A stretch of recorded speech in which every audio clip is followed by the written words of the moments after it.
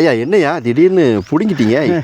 இது வந்து நிலாவரைன்னு சொல்லுவாங்க. ஓ, இதுதான் நிலாவாரையா? நிலாவரை, நிலத்திலே பறந்துருக்கிற நிலாவரை. அருமையா இருக்குது ஐயா. ஆமாம், பாருங்க, காய் இருக்கா? காய் இருக்கு, பூ இருக்குது. ஆமாம், காய் இருக்குது, பூ இருக்குது, பிஞ்சு இருக்குது, எல்லாமே இருக்குது. இந்த பாருங்க பூவு பீன்ஸ் காய் மாதிரி இருக்குது. ஆமாம், இந்த பாருங்க பூவு பிஞ்சு. ஆமாம்மா, ஐயா மாமா அப்படிம்பாங்க. ஏன் அப்படிங்கிறாங்கன்னா வாயு அங்கே பிடிச்சிக்கிச்சு. ஏன் வாயு பிடிச்சிக்கிச்சு? மழை கட்டிக்கிச்சு. அதை மலத்தை வெளியேற்றினா தான் இவருக்கு சரியாங்க. இதை சும்மா இந்த இவ்வளோ எல்லாம் சாப்பிட்டா போதும். என்ன அப்படியே சாப்பிட்டீங்க? சாப்பிட்லாம். ஆட்டோமேட்டிக்காக அது பாட்டுக்கு கெட்டியாக இருக்கப்பல குளக்குள்ளாக்கி வெளியே தள்ளிடும். ஓஹோ. ஏன்னா மழை ஜலத்தை வெளியே திட்டிடும், கெட்ட மலத்தை வெளியே திட்டிடும், அப்பான வாய்ப்பை வெளியே தள்ளிடும். யூரின் அடிக்க முடியாமல் இருக்கும், யூரின் அது பாட்டு போய்க்கிருக்கும். இதோட ஒரு மிளகு அளவு பரியாரத்தை சேர்த்து சாப்பிட்டோம்னா அந்த கிரிச்செல்லாம் போயிடும்.